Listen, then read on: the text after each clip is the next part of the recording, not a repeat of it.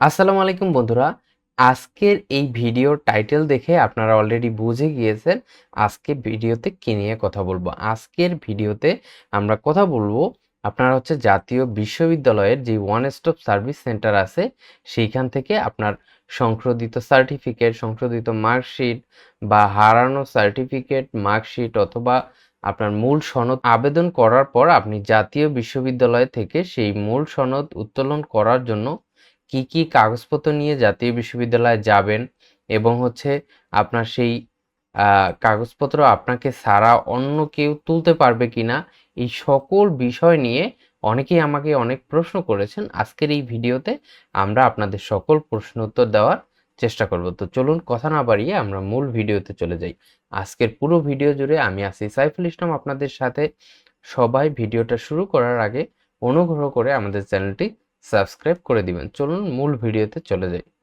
জাতীয় বিশ্ববিদ্যালয়ের তথ্য ও সেবা দপ্তর গত 17 মে 2026 খ্রিস্টাব্দ একটি বিজ্ঞপ্তি প্রকাশ করেছে। আমি ভিডিও শুরু করার আগেই বলে রাখছি, এই নিয়ম কিন্তু যে কোনো সময় পরিবর্তন হতে পারে।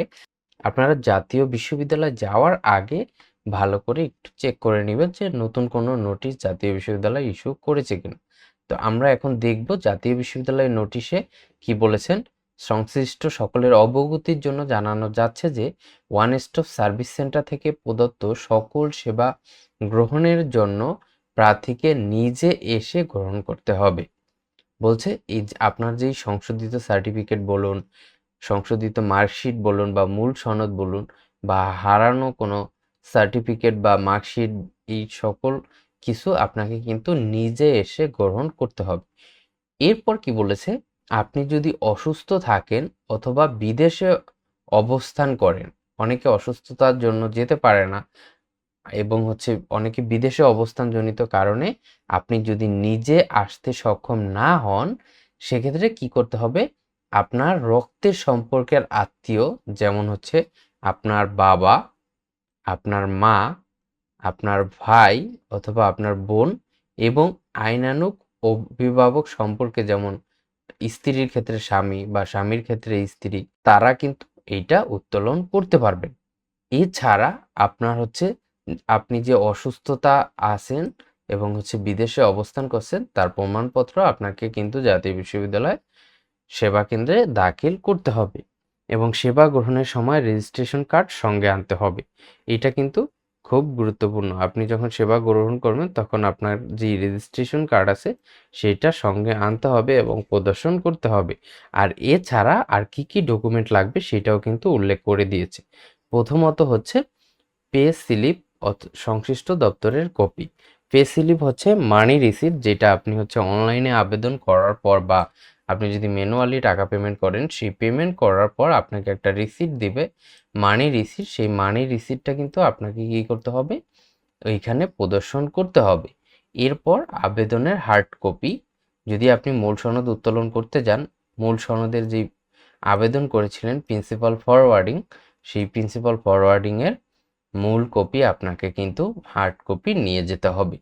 এরপর যদি আপনি মূল সনদ উত্তোলন করতে চান, জাতীয় বিশ্ববিদ্যালয়ের মূল সনদ উত্তোলন করার ক্ষেত্রে আপনাকে সাময়িক সনদ কিন্তু জমা দিতে হবে।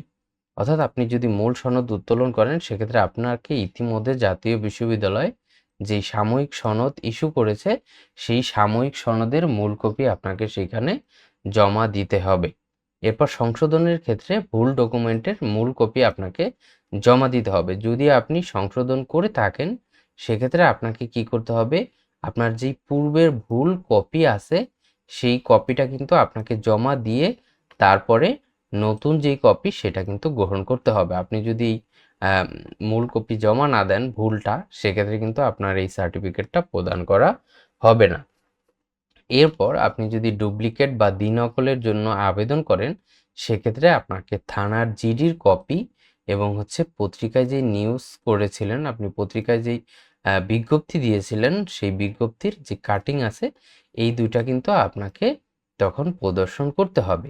আর এরপরে সর্বশেষ যেটা করতে হবে, আপনার যে জাতীয় পরিচয়পত্র আছে সেই জাতীয় পরিচয়পত্রের মূল কপি আপনাকে ওইখানে প্রদর্শন করতে হবে, অর্থাৎ তাদেরকে দেখাতে হবে এবং অনুলিপি অর্থাৎ একটা ফটোকপি আপনার আবেদনের সাথে জমা দিতে হবে।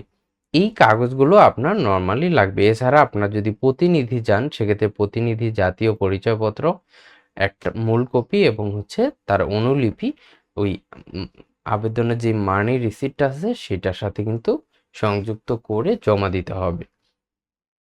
তো এই হলো আপনার হচ্ছে এই কাগজপত্র নিয়ে আপনার যেতে হবে এবং হচ্ছে আপনার যেই রক্তের আত্মীয় আছে বাবা মা ভাই বোন বা স্বামী স্ত্রী তারা হচ্ছে আপনার এই ডকুমেন্টগুলো উত্তোলন করতে পারবেন এবং হচ্ছে এই কাগজপত্রগুলো সতর্কতার সাথে আপনাকে নিয়ে যেতে হবে। অনেকে হচ্ছে কোনো কাগজ রেখে যান বাসায়, সেক্ষেত্রে কিন্তু আপনার সার্টিফিকেট বা কাঙ্ক্ষিত ডকুমেন্টটা আপনাকে প্রদান করা হয় না। সেক্ষেত্রে আপনারা জাতীয় বিশ্ববিদ্যালয়ে ডকুমেন্ট উত্তোলন করতে যাওয়ার আগে এই বিষয়গুলো নিশ্চিত হয়ে তারপরেই উত্তোলন করতে যাবেন।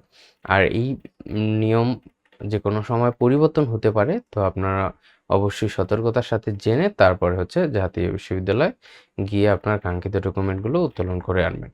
তো আজকের ভিডিও এই পর্যন্তই। আশা করি বুঝতে পেরেছেন। তারপরও কারো কোনো প্রশ্ন থাকলে আমাদেরকে করতে পারেন। আমরা আপনার প্রশ্ন উত্তর দেওয়ার চেষ্টা করব। তো দেখা হচ্ছে পরবর্তী কোনো ভিডিওতে। ততক্ষণ ভালো থাকুন, সুস্থ থাকুন। আসসালামু আলাইকুম।